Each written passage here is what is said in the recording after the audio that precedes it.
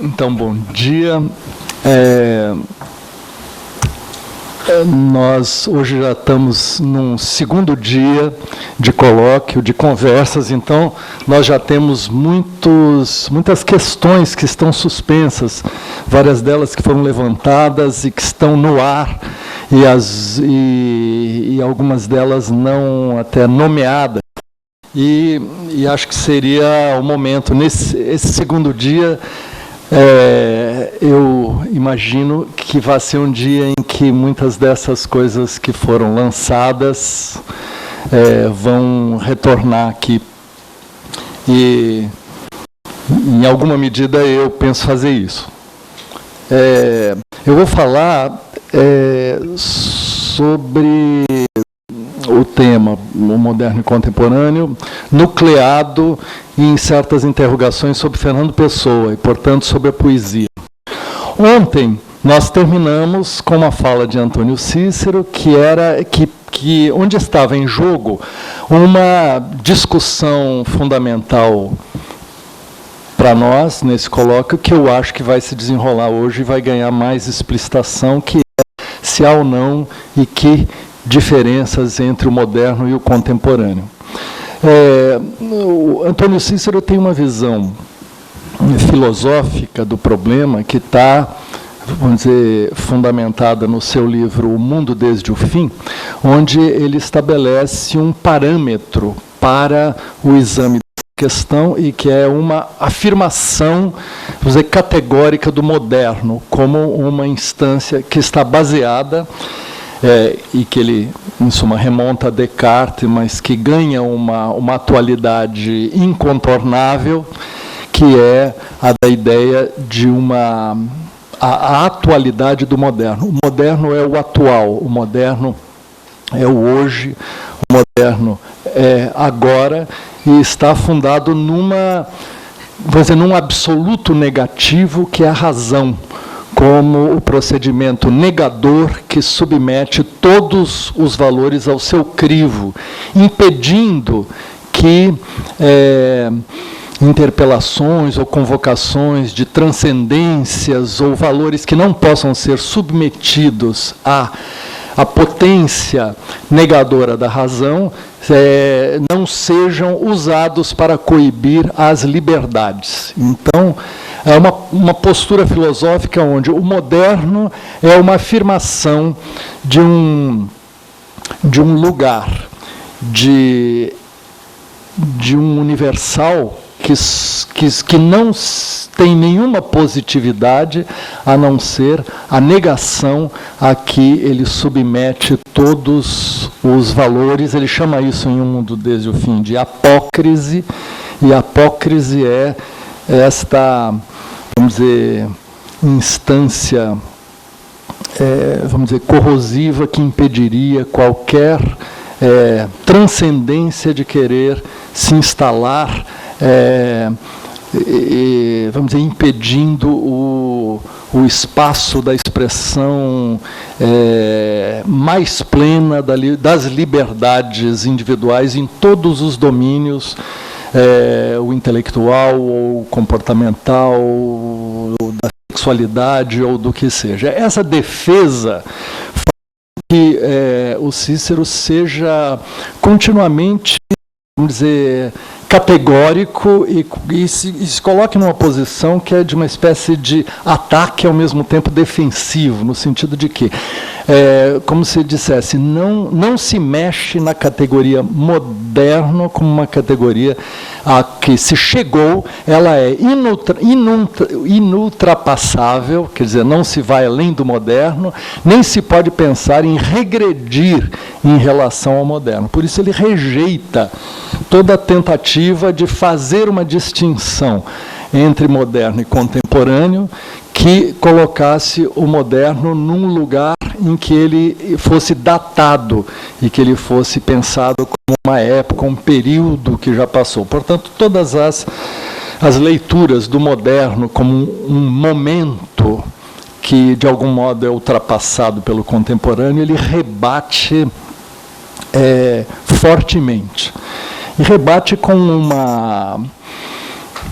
vamos dizer, com uma ênfase que faz com que, vamos dizer, ele não examine a possibilidade de uma recontextualização das questões modernas tal como elas se colocam ao longo dos séculos, porque a coisa, remontando a Descartes, nós já temos uma longa história da modernidade e temos, portanto, perguntas, questões sobre, vamos dizer, a civilização moderna, o desenrolar, o destino e as implicações avassaladoras que isso tem tomado nos tempos presentes, que é, vamos dizer, por outro lado, aquilo que apareceu ontem também na fala de Eduardo Viveiros de Castro. Não por acaso essas duas falas continham um potencial de atrito muito forte, porque no Eduardo Viveiros de Castro está uma visão, vamos dizer, nomeadamente apocalíptica, já que ele trabalhou com a palavra apocalipse no sentido de uma destinação catastrófica de uma civilização que não é outra senão a moderna, e isto pensado em contraponto com o pensamento indígena ou com todos os pensamentos do que ele chamou daquelas minorias que não estão incluídas no projeto moderno e que seriam uma espécie de sujeito a rebater uma modernidade que galopa para seus impasses catastróficos. Então, isto está, de algum modo, vamos dizer, elidido na fala do Antônio Cícero, que não entrou nessa ordem de questões e não entrou, portanto, numa problematização do moderno, ou mesmo no que nós poderíamos dizer que é uma mudança de escala, né? Uma mudança da ordem de consequências e de efeitos do chamado moderno, que é, no entanto, uma questão que está necessariamente em jogo aqui também. Não é? Quando o Camilo fez uma fala de abertura, ele fez um elenco de toda uma série de fins que têm sido levantados, o fim da canção, o fim ecológico, em suma, o fim do mundo de várias maneiras, o fim da poesia, o fim da arte. Ele fez um levantamento, uma nomeação disso. De certo modo, não nomeou os dois fins que apareceram depois e que estão em jogo, não é? Nesta questão toda, e que é certamente algo que teria que voltar nomeadamente, né? Fim do socialismo e fim do capitalismo, né? Então, portanto, que é um tema que apareceu aqui, portanto, né? E retornou no... Então, vivemos um tempo onde se coloca, né, entre tantos fins, talvez os fins que subsumem todos esses outros como questão histórica, que é fim de um projeto socialista, que parece ser uma afirmação do capitalismo e, ao mesmo tempo, se mostra como, vamos dizer, algo que problematiza o capitalismo e o remete ao seu fim. E, pelo que nós vimos aqui, não só porque aponta-se um horizonte de fim do capitalismo, como o capitalismo, por sua vez, um horizonte de fim de tudo, né? E o Eduardo Viveiros de Castro fez uma ironia sobre isso, dizendo justamente que alguns marxistas se queixavam de que o fim do mundo pode chegar antes do fim do capitalismo. Então não se pode sequer gozar o fim do capitalismo, porque o capitalismo, por sua vez, ele mesmo, no seu setor de gozo, acaba com tudo. Então, acho que é nada mais, nada menos do que questões como essas que estão colocadas aqui, né? No final da conversa, já depois da fala dele, o Antônio Cícero disse algo que nós, o Alberto Pucheu, notamos, e a conversa, né, com o Laimer, com o Camilo, que é o fato de que o Cícero falou como um filósofo. E ele mesmo disse, se ele falasse como poeta, tudo aquilo que ele disse como filósofo seria olhado a uma outra luz, porque a poesia é de outra ordem. Quer dizer, como se ele dissesse, enquanto filósofo eu tenho que colocar de maneira inflexível uma afirmação, que eu diria que é quase uma ideia fixa da apócrise como uma defesa filosófica contra vamos dizer, os abusos regressivos que a irrazão pode produzir. Ao mesmo tempo que a poesia não tem, a poesia é suficientemente proteica, não é, para referir-se de passagem a um belo ensaio do próprio Antônio Cícero sobre a poesia, que é um discurso que admite continuamente reverter-se e, portanto, voltar-se sobre si de uma maneira tal que não aquela afirmação categórica do filósofo, tal como ele se coloca, e como ele coloca, digamos, esses dois personagens, né, não se, vamos dizer, suporia um contraponto que, no entanto, ele não fez, né? O que eu lamento, porque eu gostaria justamente que ele se permitisse fazer, e isso está contido como possibilidade nos textos que ele faz. Isso tudo eu também sinto que a escolha que eu fiz aqui retoma esse fio, como se tivéssemos então continuado a conversa nesse ponto, porque o meu mote é a poesia de Fernando Pessoa, e não só a poesia de Fernando Pessoa, como um pensamento que está, vamos dizer, contido inseparavelmente na poesia de Fernando Pessoa. E justamente porque a poesia de Fernando Pessoa é um enfrentamento de questões cruciais do moderno, contendo interrogações que nos remetem ao que seria o contemporâneo.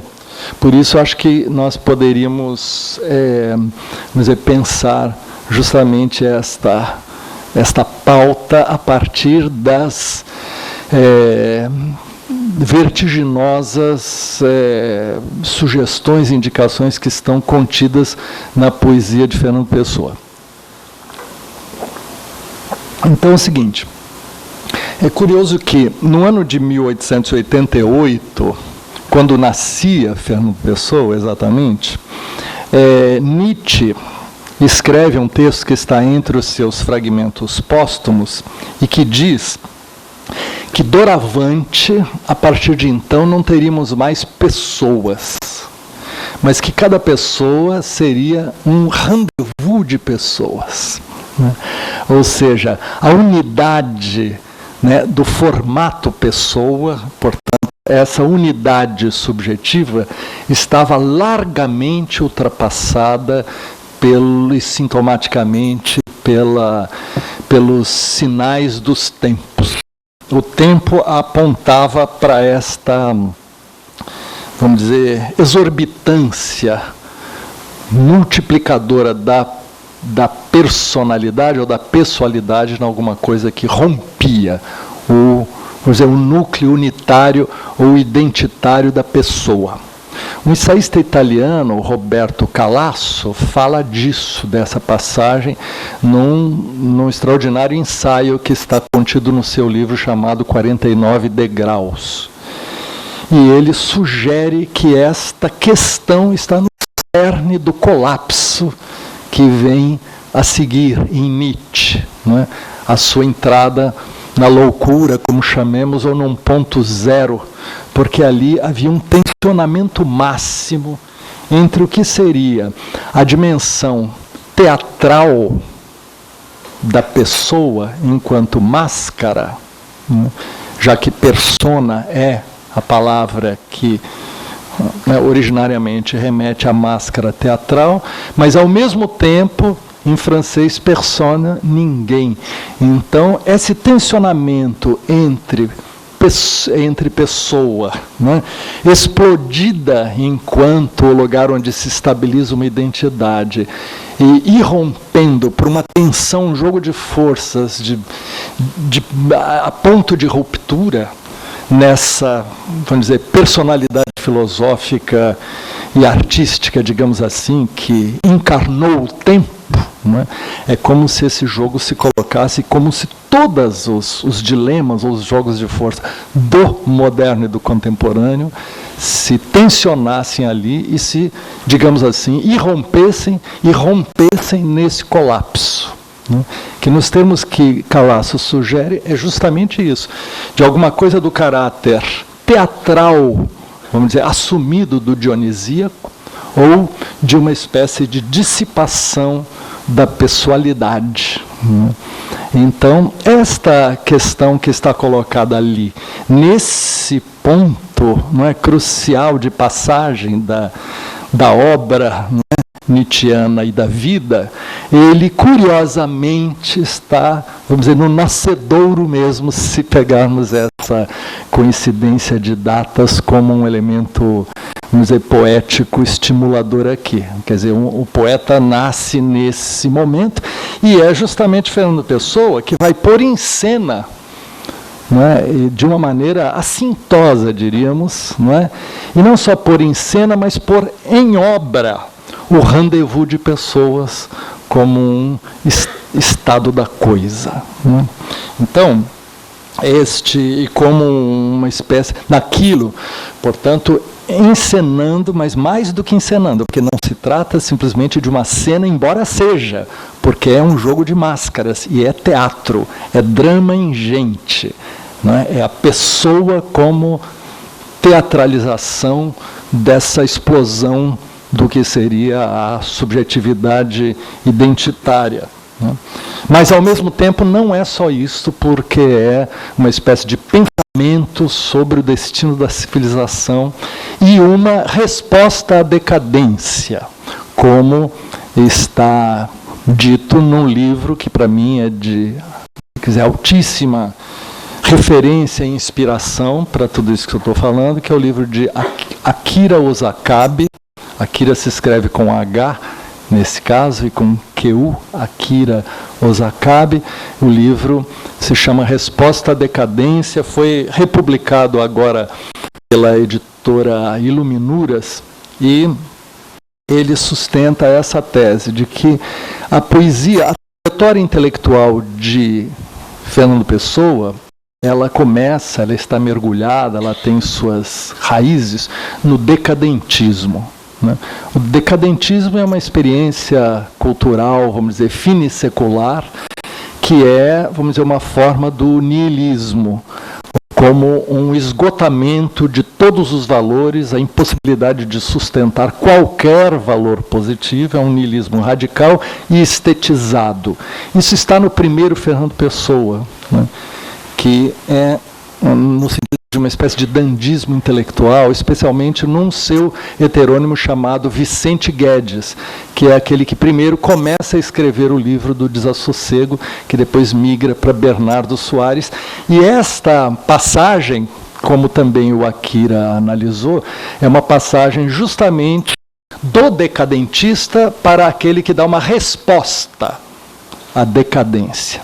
A resposta à decadência vem justamente com o projeto Ficções do Interlúdio, que é como ele chamou, Fernando Pessoa chamou a arquitetura dos heterônimos, criada na altura de 1914, quando ele escreve os poemas do Guardador de Rebanhos de Alberto Caeiro e, portanto, funda o mestre de todos os heterônimos, Alberto Caeiro, e, ao mesmo tempo, este conjunto que vigora, portanto, não só como uma poética, né, uma poética desta multiplicidade, desse drama ingente, da poesia como rendezvous de pessoas, ninguéms e máscaras, né, e que é também não só feito de poemas, mas é uma poética sensacionista, em suma, um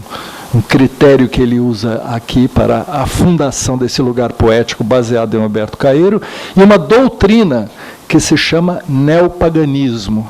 O neopaganismo é uma resposta à decadência.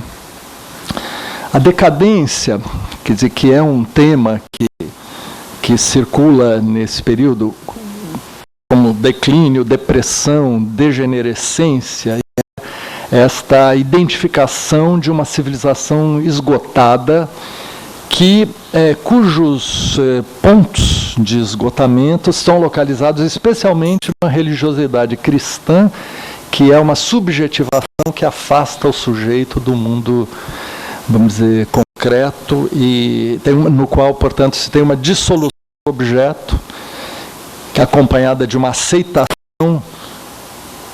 e marasmo decorrente, uma religiosidade subjetiva, na qual a fraternidade é um mero afrontamento das diferenças, e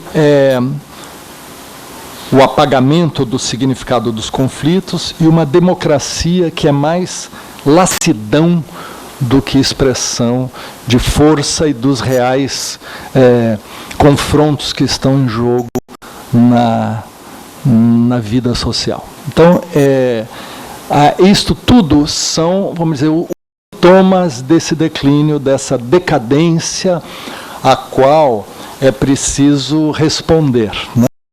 Essa decadência, nós podemos, que ela tem, quer dizer, como nomes ou filosóficos ou nomes na história cultural, é o niilismo e é a morte de Deus que lhe está associada, né?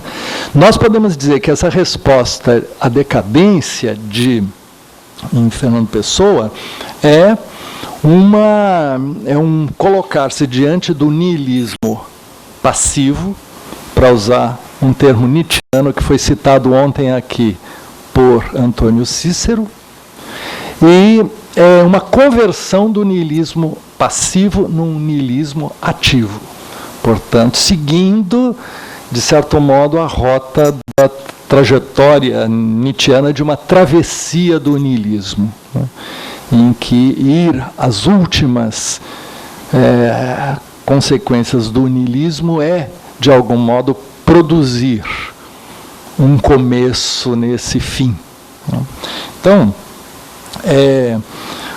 o niilismo aparece como justamente em Nietzsche, como uma depreciação metafísica da vida, né, que se coloca ao mesmo tempo como fundamento da história do Ocidente, a depreciação da vida remetida a uma transcendência negada enquanto tal, né?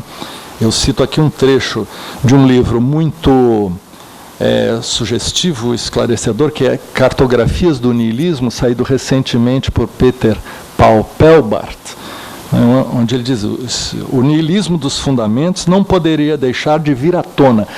Os fundamentos da civilização ocidental são niilistas, e esse movimento Nietzsche acompanha de Platão ao cristismo, né?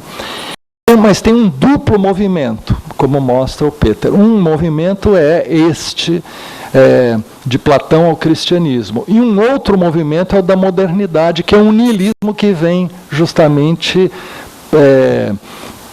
promovendo a morte de Deus, que Nietzsche bebeu em Turgenev e em Dostoiévski.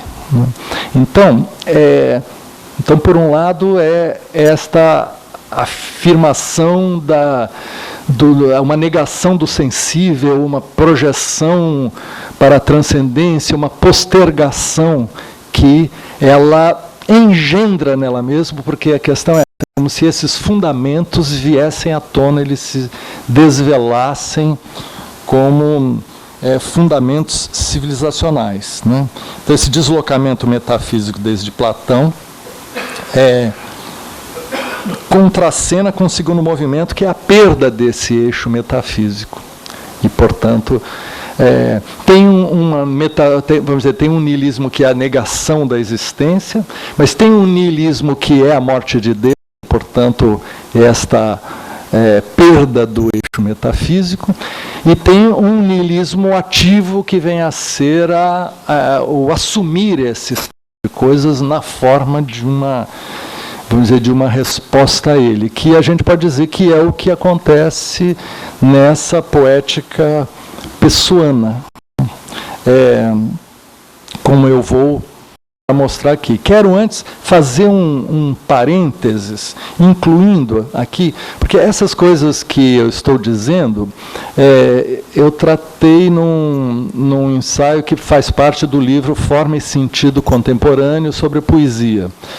Ao mesmo tempo que eu quero unir com um outro texto que está ligado a um dos ciclos do Adalto Novaes sobre o futuro, e onde eu escrevi um texto chamado A Desconstrução do Futuro, e que é, na verdade, sobre o papel da dívida nesse, vamos dizer, nesse processo de, vamos dizer, desvelamento civilizacional desse fundamento nihilista, digamos. E eu vou fazer um breve parêntese sobre a questão da dívida que se associa a esta aqui. Nesse sentido, eu estou retomando esses dois textos escritos e que conferências feitas e acabadas, e estou tornando eles aqui mais inacabados hoje. Estou devolvendo-os aqui de uma maneira mais compatível com o estado, quer dizer, de um colóquio que se pergunta sobre o contemporâneo e onde as questões voltam a se abrir. Porque, nesse sentido, para mim, devo adiantar, o contemporâneo é, sim, como em Agamben, uma questão de um enfrentamento do que há de obscuro no nosso tempo. Portanto, nesse sentido, eu discordo do Cícero, não respondo a todas as interrogações e perplexidades do presente com a afirmação luminosa da apócrise, né? Mas acho justamente que tudo que eu estou falando aqui é retomando e intensificando ou aprofundando as perplexidades que estavam contidas nesses dois textos e que aqui eu acho que tem uma ocasião de ficarem mais, vamos dizer, mais pronunciadas, né? Mas essa questão da dívida, tal como eu desenvolvi lá, ela está ligada também ao tema, uma questão que está ou presente ou subjacente no Nietzsche da genealogia da moral. E que Oswald de Andrade, por sua vez, leitor de Nietzsche, formulou em seus termos na crise da filosofia messiânica. É isso que eu tratava lá. Portanto, eu deixo em suspenso ali Fernando Pessoa, para o qual voltaremos, mas quero fazer esse parêntese que lida com o Oswald de Andrade, poeta pensador. Quero dizer também que, ouvindo recentemente a conferência do Eduardo Viveiros de Castro, que eu consegui ouvir na internet, embora tenha uma versão muito ruidosa lá, da chamada Diferonça, sobre Meu Tio e Auretê de Guimarães Rosa e sobre A Paixão segundo GH de Clarice Lispector, ele começa dizendo que acha que em países periféricos os pensadores são sobretudo os poetas, os escritores, né? Poetas num sentido lato, e que acha que Oswald de Andrade, Guimarães Rosa e Clarice Lispector são pensadores fundamentais do Brasil, né? Então, nesse sentido que eu estou aqui um pouco recorrendo a esse Oswald, mas sem deixar de pensar isso que se aplica e se volta também para Fernando Pessoa.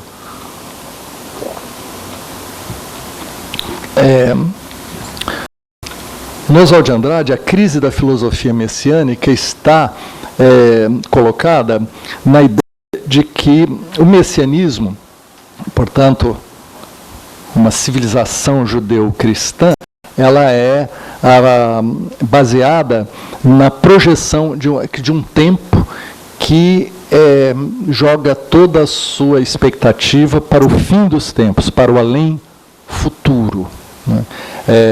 Portanto, um tempo que converge todo para o futuro. E, nesse sentido, diferente do tempo das sociedades, vamos dizer, tradicionais, cujo tempo é circular e cuja dívida, como diz Nietzsche na genealogia da moral, é a dívida para com os antepassados. A dívida é, portanto, com o passado, né? E toda a experiência do tempo e o retorno está baseado nesse compromisso, nessa dívida sempre insaudável com o passado que, de certo modo, os mitos, os ritos continuamente retomam. Um livro sobre a poesia moderna que me é muito esclarecedor, que é de Otávio Paz, e que se chama Los Hijos del Limo, traduzido em português para Os Filhos do Barro, ele diz que a passagem, vamos dizer, o monoteísmo judaico e o cristianismo projetaram um tempo escatológico que aponta para o futuro. E essa projeção muda o eixo do tempo, né, retirando desse círculo e criando essa perspectiva de que vamos dizer, o ímã do tempo, a sua polarização se inverte, né, de algum modo prefigurando aquilo que vai ser a modernidade. A modernidade é uma espécie de extensão profanadora no sentido desta mesma perspectiva messiânica projetada no futuro. Então, isso supõe uma grande postergação. Oswald de Andrade vê esta instauração do messianismo, tal como ele se constitui, se cristaliza com a Igreja, como um estorno ideológico. Ele usa essa expressão tirada da linguagem bancária mesmo, e propositalmente, porque a categoria dívida para ele está operando o tempo todo, né? Essa dívida que o primeiro cristianismo prometeu saldar com a ideia da parúzia, a vinda iminente de Cristo. Cristo retornaria, né? Essa ideia de um messianismo já, né? Ela foi postergada para num estorno ideológico de base patriarcal que se apropriou das esperanças populares da parúzia e jogou o retorno iminente de Cristo para o fim dos tempos. E há, quer dizer, uma longa história do patriarcado baseado nesta, vamos dizer, projeção. A modernidade burguesa estornou, por sua vez, esta dívida transcendente que, vamos dizer, que se pagava, diz Oswald de Andrade, como se fosse num bocejo eterno, e converteu-a em modalidades de realização, vamos dizer, do gozo desse, o que seria este gozo pós-mortem, numa possibilidade de ter acesso à graça e, especialmente na modernização protestante, como uma forma de aceder aos bens terrenos pelo e através do dinheiro. E, portanto, tirou o que ele chama os mediadores sacramentais da Igreja, fazendo com que a relação direta com Deus trouxesse a graça para o plano da terrenalidade, sem perder, no entanto, a ideia de futuro como a ideia norteadora do tempo. O tempo moderno aponta para o futuro e se realizaria plenamente no futuro. Vamos dizer, o estágio mais moderno disso, né, nos leva inesperadamente ao tempo presente. No tempo presente, a modernidade, ela mesma, queimou o juízo final como instância suprema e supraterrena da cobrança moral, e a chamada pós-modernidade, eu estou colocando entre aspas, a pós-modernidade queimou o mito do futuro como baliza do progresso. Ou seja, existe uma crise, como nós sabemos, da ideia de futuro. O futuro é uma categoria que vamos dizer, depereceu, né? E isto se dá nos meados do século XX, e a ideia de que o progresso infinito da acumulação das forças produtivas e o domínio da natureza entra num impasse quando se constata que o planeta não suporta a essas exigências dessa acumulação sem fim. E, portanto, aquele futuro, a ideia desse futuro se quebra num dado momento pelos limites dados pela, vamos dizer, pela ecologia. Esse é o tema contundente que foi trazido aqui ontem pelo Eduardo Vieiras de Castro. Um livro muito interessante de um antropólogo chamado David Graeber, que se chama Debt, Dívida, e é 5.000 anos da história da dívida, e pensa a dívida como uma referência permanente das relações humanas, muito antes do dinheiro e depois do dinheiro. Quer dizer, antes do dinheiro existia a dívida, e a dívida se troca com valores simbólicos e de diferentes, ela é ritualizada de muitas formas, e a monetarização se dá em momentos históricos que depois, por sua vez, a invenção da moeda e seu ciclo, né, que se desativa durante a Idade Média, depois volta intensamente na modernidade. Nós temos ciclos de monetarização e desmonetarização, né? E ele acha, o David Graeber, que um momento crucial disso se dá no ano de 1971, quando, no governo Nixon, o lastro em ouro, as reservas em ouro, que, vamos dizer, balizam o valor da moeda papel corrente, esse lastro em ouro é desfeito, ou seja, a emissão do dinheiro não tem compromisso com nenhum lastro. E isso é um passo fundamental para, vamos dizer, uma financeirização generalizada do mundo, que é aquela que nós vivemos e conhecemos, em que todos nós estamos atrelados ao cartão de débito-crédito, né?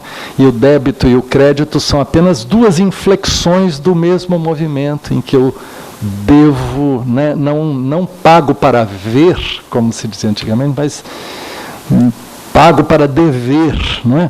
Ou devo para pagar, num movimento que o que é mais importante nele é uma espécie de o caráter sincrônico desse duplo movimento do crédito ou do débito, né? Devo para pagar ou pago para dever, mas isso está na esfera das pessoas, das instituições e dos estados nacionais e do mundo transnacional, e é assim que dançam, né?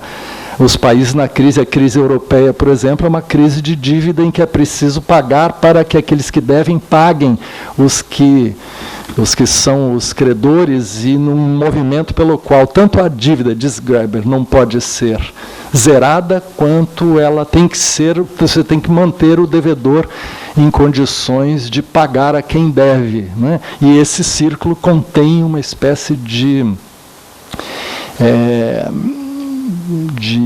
estreitamento, ele vai indo para um gargalo, não é? Cujas consequências não sabemos. A análise de Graeber é essa, que viveríamos um momento em que passaríamos, tudo apontaria para uma desmonetarização, que é, na verdade, para moedas virtuais, como aquelas, aliás, que são praticadas pelo movimento fora do eixo, que significa as redes que estabelecem relações entre si criam moedas próprias que fazem com que as trocas se deem. E, ao mesmo tempo, a moeda, vamos dizer, calcionada pelo Estado como uma instituição de poder que se apoia sobre a produção primeiro da moeda e da dívida, isto, vamos dizer, isso está em crise, né? Quer dizer, novas formas de relação, inclusive aquelas que as sociedades tradicionais praticavam, diz ele como antropólogo, que é suspensões cíclicas da dívida. As dívidas, elas são vamos dizer, uma moeda simbólica pelas quais as relações se dão. Elas se acumulam e tem um momento que não há o que fazer senão suspender a dívida, para que se volte a um zero regenerador que faz com que o círculo ande de novo. Mas isso é próprio de sociedades cujo tempo é circular, né? E nós estamos aqui justamente numa espécie de gargalo de uma sociedade cumulativa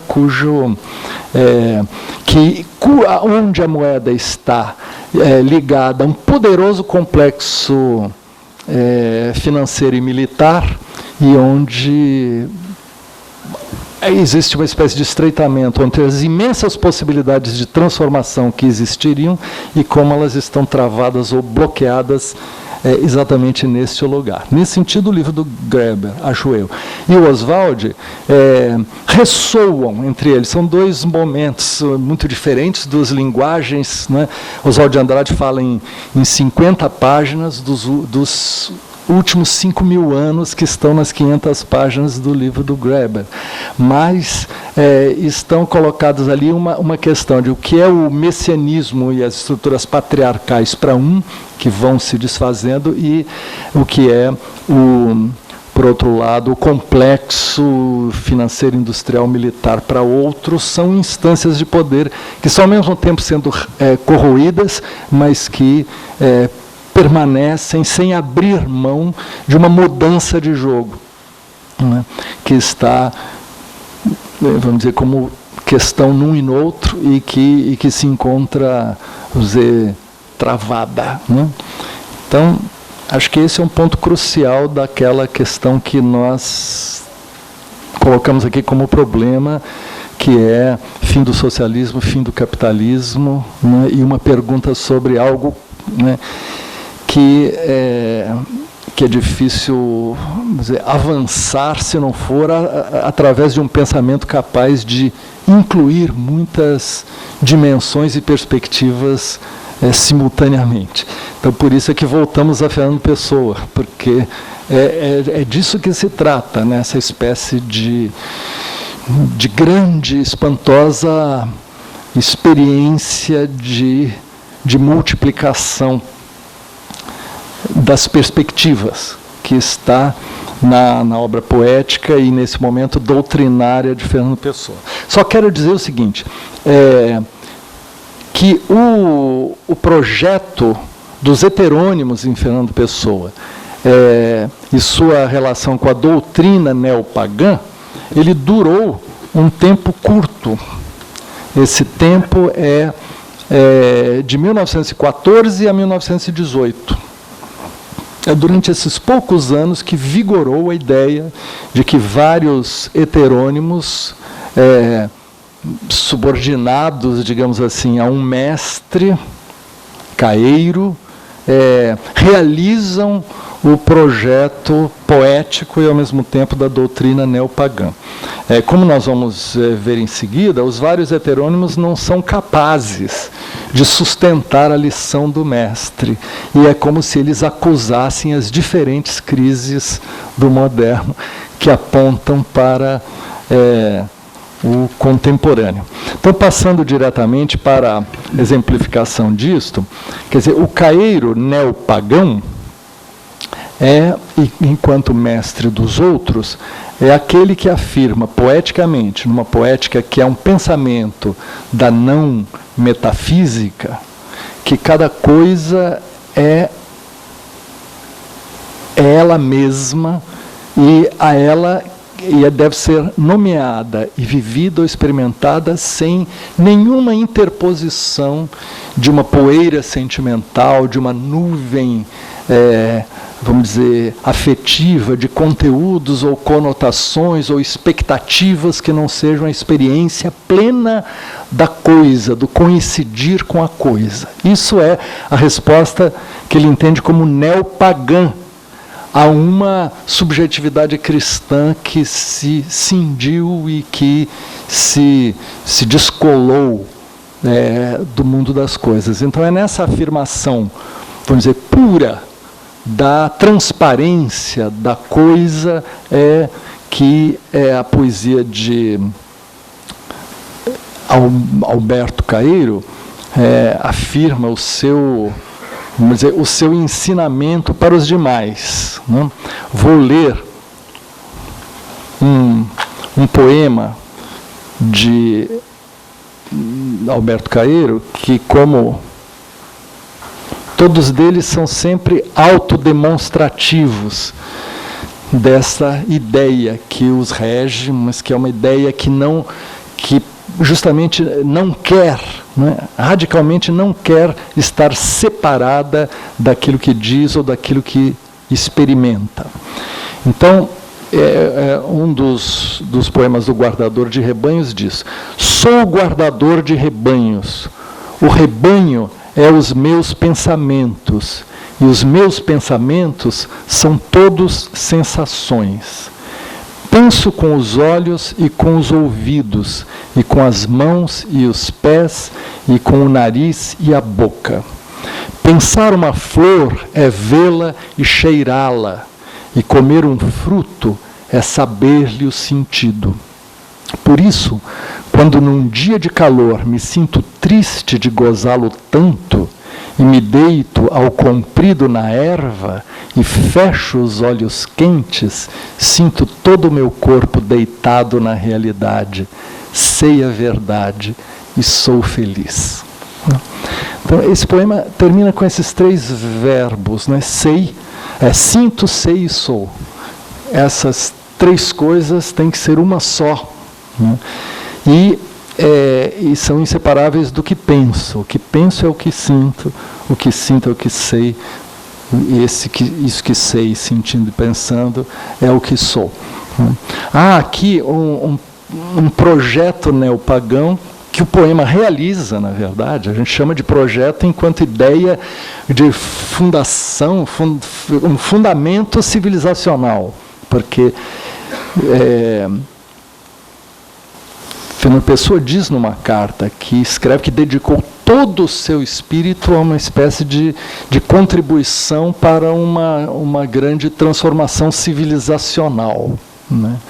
Que eu diria que é essa resposta à decadência e à travessia do niilismo, que se dá através desse, quer dizer, isso é uma ideia. No poema isso está, né, vamos dizer, realizado na medida em que o poema, vamos dizer, realiza com as palavras isso que justamente que a ideia recortaria, a ideia, de certo modo, a ideia é obrigada a dialetizar dicotomias, mas o pensamento tem que fazer cortes, que a poesia aqui justamente busca superar, atravessar. O neopaganismo supõe isso. Os deuses são deuses simplesmente porque coincidem consigo mesmos, né? E um humano que coincida consigo mesmo está divinizado por esta coincidência. E este poema é um momento divino, não é?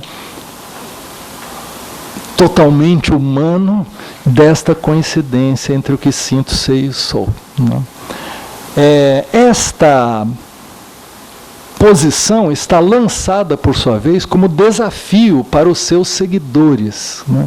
O fascinante aqui é que esse mestre tem seguidores, esses seguidores estão colocados em lugares diferentes, né?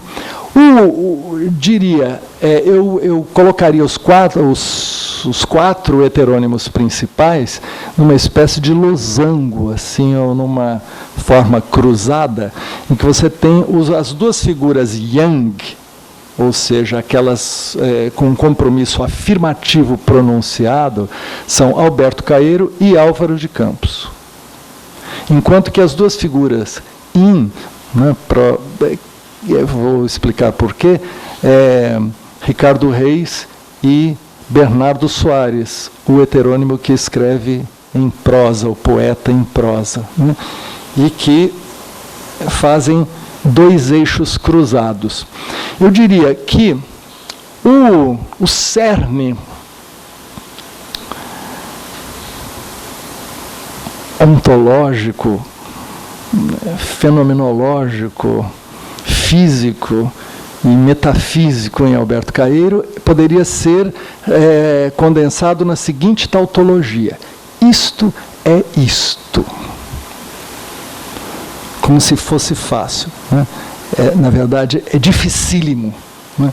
O que há de dificílimo nesse lugar? Isto é o desafio de Alberto Caeiro, a coincidência, né, consigo. que é uma metafísica que supera a metafísica, porque ele é o sem metafísica, porque o que ele sente ou pensa é o que ele experimenta diretamente, né? Álvaro de Campos, que é o engenheiro, aquele que está voltado para o moderno, que está voltado para, em suma, a errância existencial, é dos heterônimos o que tem mais biografia, né?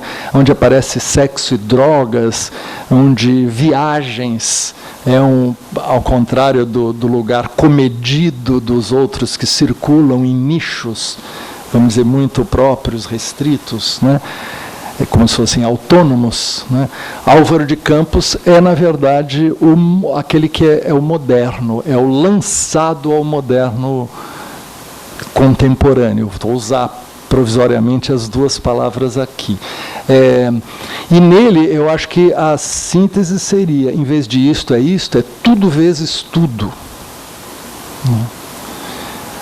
Álvaro de Campos tem os grandes poemas longuíssimos, né, cheios de interjeições, invocações, e que atravessam o verdadeiro caudal, a torrente, a avalanche dos estímulos, né, os estímulos do mundo moderno, ou seja, o bombardeio de estímulos com que somos continuamente, vamos dizer, afetados, né? Na semiosfera e na ecosfera do moderno. Então, Álvaro de Campos está lançado a isso, diferentemente de Alberto Caeiro. Por isso, toda a questão em Álvaro de Campos é como sustentar o projeto Caeiro do Isto é Isto num universo do tudo vezes tudo. E, portanto, como que essa proposta neopagã, ela ao mesmo tempo se coloca como uma posta, um desafio fundamental, de certo modo fadado à sua impossibilidade.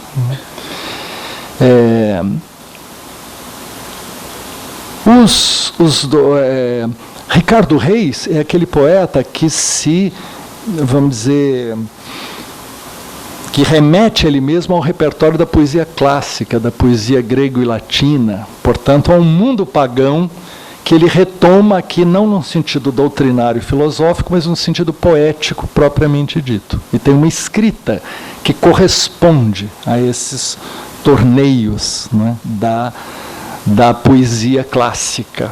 Inclusive uma escrita muito subordinante, hipotática, com muito enjambement, né?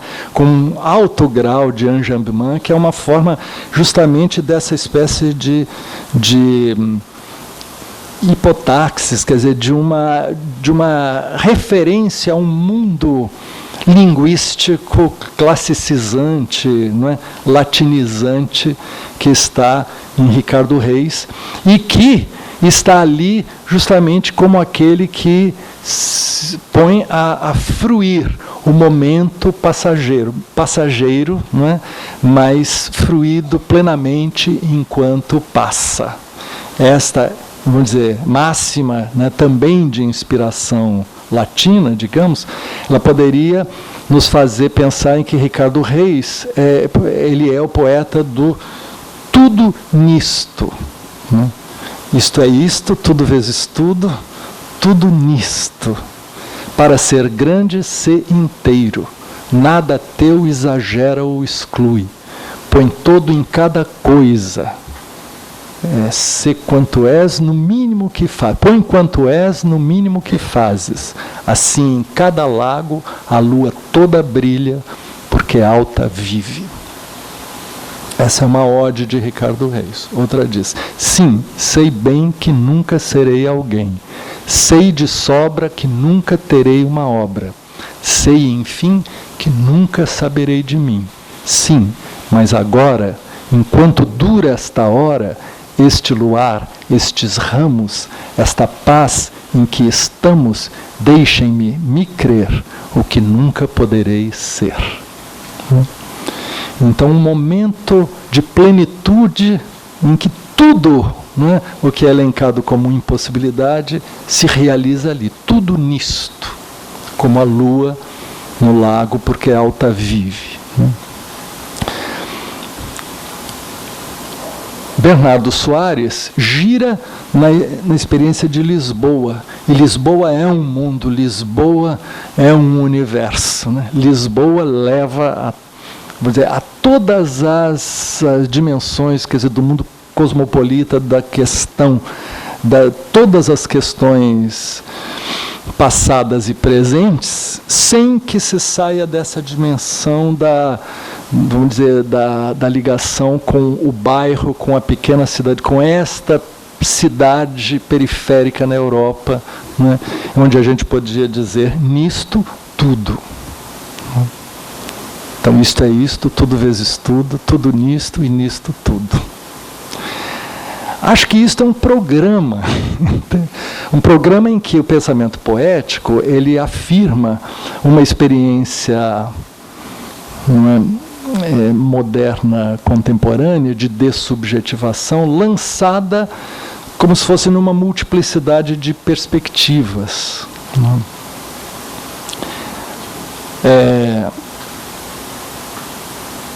E este programa, né, sustentado como programa nesses anos, né, ele arrefece na altura de 1918, tem um marco biográfico importante, que é o suicídio de Mário de Sá Carneiro.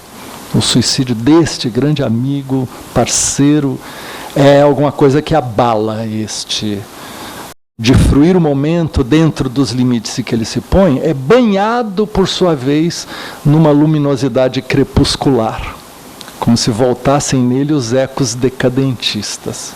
Isso Aquiles Acabe aponta. O Álvaro de Campos, por sua vez, que se lança a esta aventura, esse arrojo do moderno, ele, por sua vez, recai também em melancolia e em tentação metafísica muito diferente daquela sóbria, né, atenção à coincidência com a coisa do mestre Caeiro. Né? E nós podemos dizer que Bernardo Soares é uma versão cool, não é, do Álvaro de Campos, no sentido de que é um Álvaro de Campos reduzido a uma dimensão íntima, sem aquela invocação ao mundo que está em Álvaro de Campos, que simplesmente fala às multidões, fala como o homem multidão, fala como se ele fosse a cidade inteira, como se ele fosse o mundo inteiro. Né?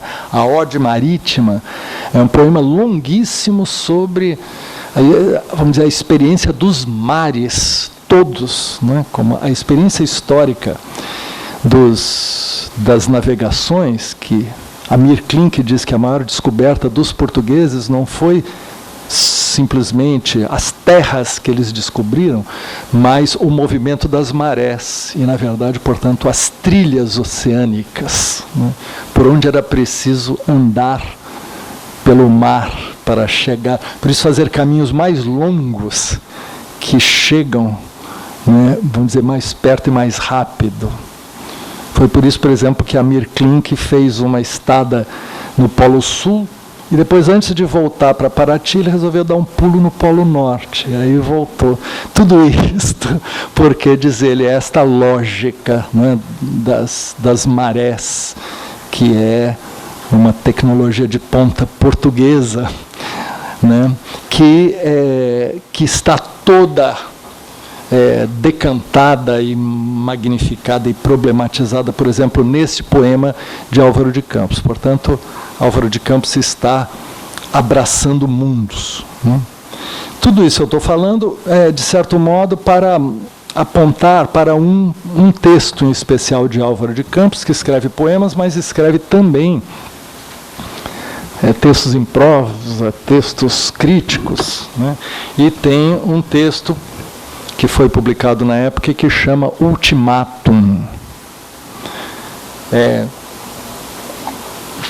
Acho que esse texto nos interessa pelo próprio, quer dizer, a chamada ultimátum envolve, né, é um texto de 1917, mas que, ao mesmo tempo, remetendo a um ultimato que, como se pusesse invocasse, ou quer dizer, interpelasse ao mesmo tempo o fim dos tempos e o começo dos tempos, que é justamente nessa dobra, né? O ultimátum é um texto que começa com uma longa invocação à la Álvaro de Campos para personagens intelectuais e para figuras de estadistas e para todo o mundo ocidental, que ele interpela como se buscando como que varrer do mapa. Varrer do mapa. Isso eu diria que é uma espécie de varredura do niilismo passivo.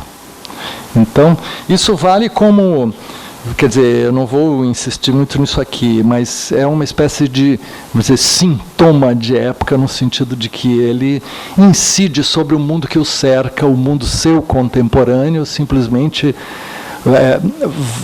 varrendo aquilo que lhe parece pura decadência, declínio, impossibilidade da força de vida. Fora tu, Anatole France, Epicuro de farmacopeia homeopática, Tênia Jorré do Ancien Regime, salada de Renan Flaubert em louça do século XVII e falsificada. Fora tu, Bourget das almas, lamparineiro das partículas alheias, psicólogo de tampa de brasão, reles snob plebeu, sublinhando a régua de lascas os mandamentos da lei da igreja. Fora tu, mercadoria Kipling, homem prático do verso, imperialista das sucatas, épico para Majube Colenso, Empire Day do calão das fardas, Tramp Steamer da baixa imortalidade. Fora tu, George Bernard Shaw, vegetariano do paradoxo, charlatão da sinceridade, tumor frio do ibsenismo, arranjista da intelectualidade inesperada, Irish Melody calvinista com letra de origem das espécies. Fora tu, H. Wells, ideativo de gesso, saca-rolhas de papelão para a garrafa da complexidade. Fora tu, Chesterton, fora tu esse, aquele, D'Annunzio, Metterlink, em suma. E aí depois ele vai, Guilherme II da Alemanha, tal, Venizelos, não sei quem é, fatia de Péricles com manteiga, caída no chão de manteiga para baixo. Tudo isto saia da minha frente. Arranjem feixes de palha e ponham-nos a fingir gente que seja outra, tudo daqui para fora. Tudo aqui para fora, falência geral de tudo por causa de todos, falência geral de todos por causa de tudo, falência dos povos e dos destinos, falência total, desfile das nações para o meu desprezo. E aí ele fala do esforço francês, da organização britânica, da Áustria súdita, do von Bélgica, heróica força, limpa a mão à parede que foste. Tu, escravatura russa, Europa de Malaios, libertação de Mola desoprimida porque se partiu. Tu, imperialismo espanhol, assim vai. Tu, Estados Unidos da América, síntese bastardia da Baixa Europa, alho de Açorda transatlântica, pronúncia nasal do modernismo inestésico. E tu, Portugal centavos, resto de monarquia a apodrecer república, extrema unção em enxovalho da desgraça, colaboração artificial na guerra com vergonhas naturais em África. E tu, Brasil, república irmã, entre aspas, blague de Pedro Álvares Cabral, que nem te queria descobrir. Isso lembra a piada de Oswald de Andrade, quer dizer, Pedro Álvares Cabral, o culpado de tudo, né? Blague, quer dizer, o Brasil como uma piada de Pedro Álvares Cabral. Em suma, esta é a varredura do Ocidente, né? Acho que isto é um exemplário contundente da ideia do niilismo passivo, né? Muito bem.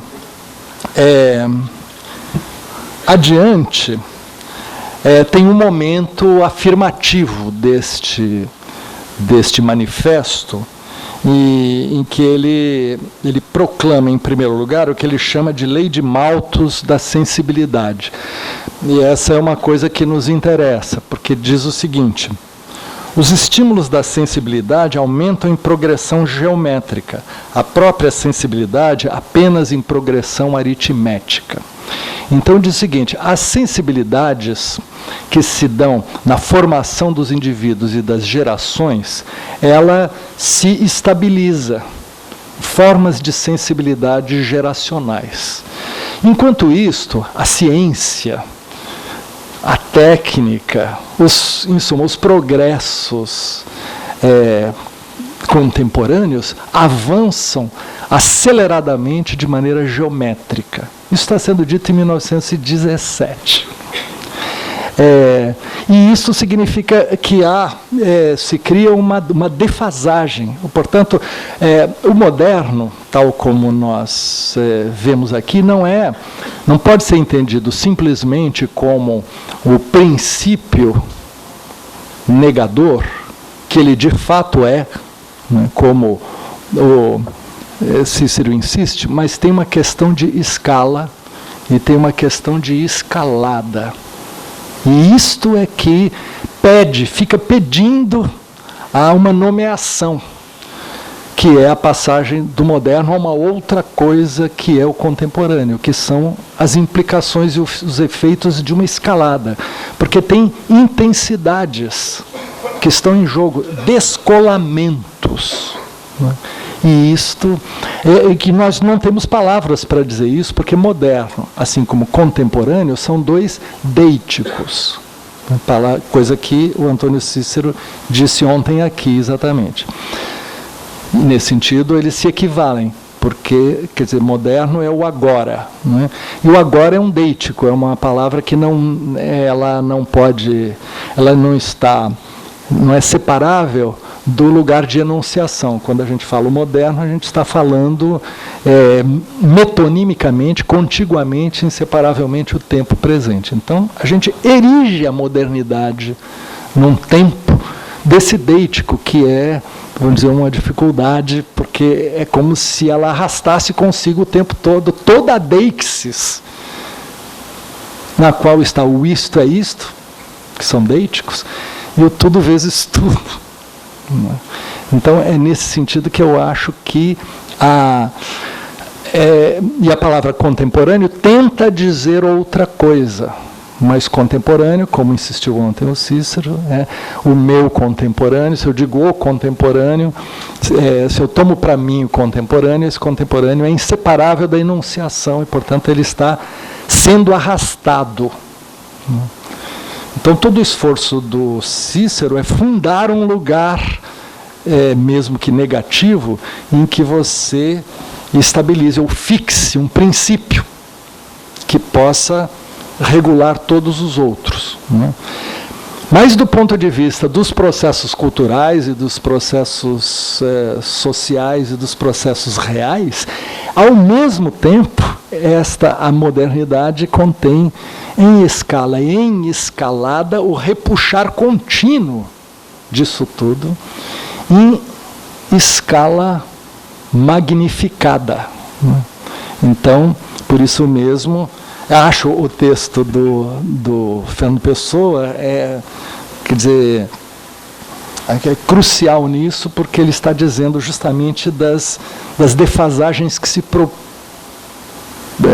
colocam e que se colocam na escala dos sujeitos, cujas sensibilidades se consolidam diante de uma avalanche ou de uma avassaladora transformação permanente, né? Se isso se dava em 1917, que dirá, né? Porque nós, na verdade, estamos todos falando disso aqui, e tudo está falando disto, né? Naquele momento, Fernando Pessoa estava falando disso num texto que foi publicado e que passou despercebido, simplesmente. Agora, Fernando Pessoa como tal passou despercebido. Essa é uma questão interessante do contemporâneo que nós falávamos aqui no final, né, da exposição do Lorenzo, que é o contemporâneo, do ponto de vista da avaliação artística, a arte é algo que você olha a uma certa distância, quando ela de algum modo acabou, quando ela é vista como algo passado que você pode identificar. O Lorenzo contou que a primeira revista de crítica musical feita em Leipzig, a cidade onde atuava Bach, falava mal de Bach. Né? Então, o primeiro crítico de música que disse a primeira palavra a esse respeito, falou mal do maior compositor de toda a história do Ocidente, passada, presente e futura. Portanto, essa dimensão de Bach, que é inteiramente reconhecível, né? Não é possível não saber, nós sabemos hoje que não há um compositor como Bach, né? Que é o único, quando eu faço essa experiência, que eu estou num lugar onde o céu estrelado, fora da cidade, é um céu estrelado, eu toco música para ver qual resiste às estrelas, entende? E só Bach fica incólume diante. Então, os contemporâneos foram incapazes de perceber minimamente isso que se passava. Isso se aplica a Fernando Pessoa também. Que dirá nós? Estamos falando do contemporâneo, nesse sentido, concordo com a Agamben, né? A questão no cerne do contemporâneo está um não saber, está uma obscuridade. Nós estamos falando sobre algo que não sabemos, né? ao mesmo tempo do que não nos recusamos a falar. Bom, eu estou me demorando demais e tal. Eu queria apenas então pontuar aqui com o Fernando Pessoa, dizendo que então ele diz que esse descolamento produz uma espécie de transformação violenta, que a civilização, na medida em que a sensibilidade não corresponde mais, isso veio acontecendo, ele historia um pouco, na modernidade veio acontecendo esse descolamento, mas esse descolamento se tornou mais intensivo e ganhou outras proporções, de maneira que chegamos num dilema que ele diz, ou a morte da civilização, ou a adaptação artificial da sensibilidade, visto que a adaptação natural falhou.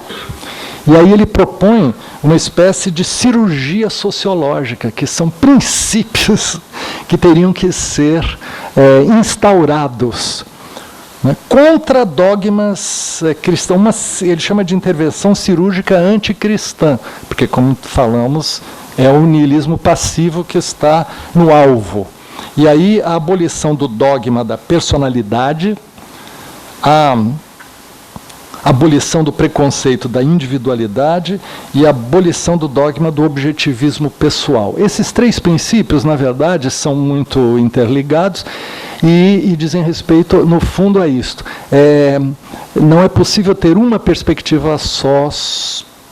A própria personalidade, ela é múltipla, ou seja, ele está não só praticando, mas aqui teorizando o rendezvous de pessoas. Né? E diz, a consequência filosófica disso é que eu só acredito num filósofo que seja, que discorde de si mesmo. E, na verdade, os heterônimos discordam entre si. Né?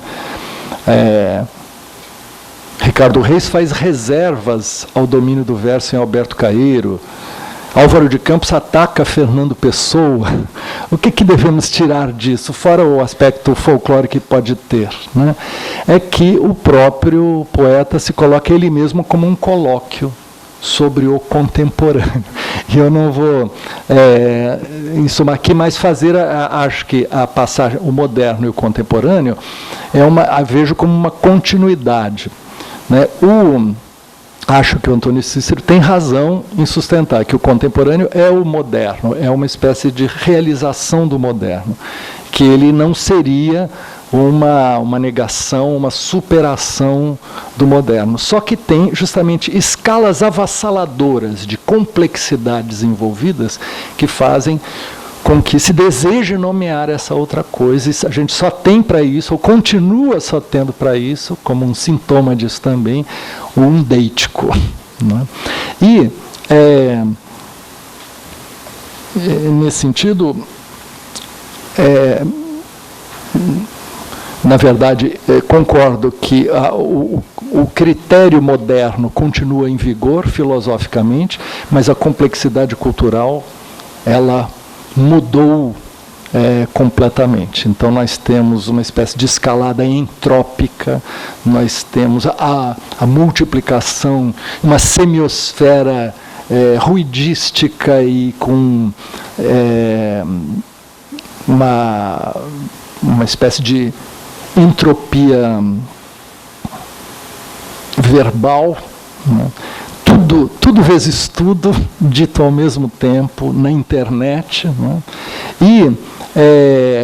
E mais a crise ecológica, que, como eu disse, Eduardo Vieira de Castro colocou aqui em termos contundentes. Então, nós temos, eu acho que temos que ver no Fernando Pessoa esse texto Ultimátum como um texto, uma lâmina sintomática, em que o poeta se coloca, quando isso ainda foi possível, como um indivíduo total. Um indivíduo total que é capaz de ser, ao mesmo tempo, as múltiplas perspectivas, né? E que, portanto, é como se ele fosse todos os heterônimos que no nosso colóquio aparecem. Porque nós podemos dizer que aqui eu sou um heterônimo, você será daqui a pouco um heterônimo, Eduardo Vieira de Castro é um heterônimo, e Antônio Cícero um outro heterônimo, e esses heterônimos, o grande colóquio é esse contraponto dos heterônimos, e que está fora do nosso alcance ser o poeta total, o Supra Camões, que Fernando Pessoa profetizou e realizou, porque ele é esse, num tempo em que ele ainda aparece como se fosse esse indivíduo total, né, ao qual ele está se referindo. Mas que, ao mesmo tempo, aponta, se nós voltarmos àquele princípio, o indivíduo total, que só pode existir como máscaras, como um teatro dessas perspectivas, ou um indivíduo nenhum, na verdade, que é também o lugar do contemporâneo em que nós estamos experimentando. Então, os movimentos de rua, que foram tratados ontem aqui pela Ivana Bentes, eles são a expressão de um mundo de indivíduo nenhum. É uma espécie de, quer dizer, as multidões ou os movimentos de rua, estas multiplicidades, como se elas falassem algo que em 1917 um poeta solitário fala sozinho. Ele fala como se ele fosse esse homem multidão. Ele fala como se ele fosse todos os movimentos de rua na Europa e no mundo. Vocês me entendem? Aquilo que eu li aqui, como se fossem pontas quer dizer, como se movimentos explodissem em todo o mundo ocidental, né? Num poeta só, que é esse tudo vezes tudo, né? É claro que, então, hoje nós não temos justamente essa figura na poesia, e temos, ao mesmo tempo, essa pulverização, ao mesmo tempo crítica e afirmativa, quer dizer, em crise crítica e afirmativa. A Ivana colocava, ao mesmo tempo, em termos afirmativos, este lugar, né, de que estamos falando aqui. Então, em suma, nesse sentido, a escala com que o texto Ultimátum do Fernando Pessoa coloca essas coisas, projeta aquilo, embora dito lá no moderno, né, cronologicamente no moderno, aponta para implicações contemporâneas que eu acho que são da ordem das intensidades, das escalas e da avassaladora, vamos dizer, impossibilidade de conter tudo isso numa totalização, né? No entanto, aqui nós temos ao mesmo tempo uma totalização apontando para a impossibilidade dela. Em suma,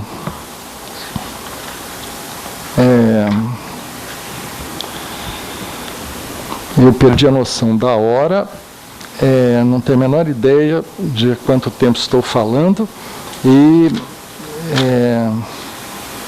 teria em algum lugar aqui do meu texto uma espécie de fecho. Eu não estou achando esse fecho, então vou terminar sem ele.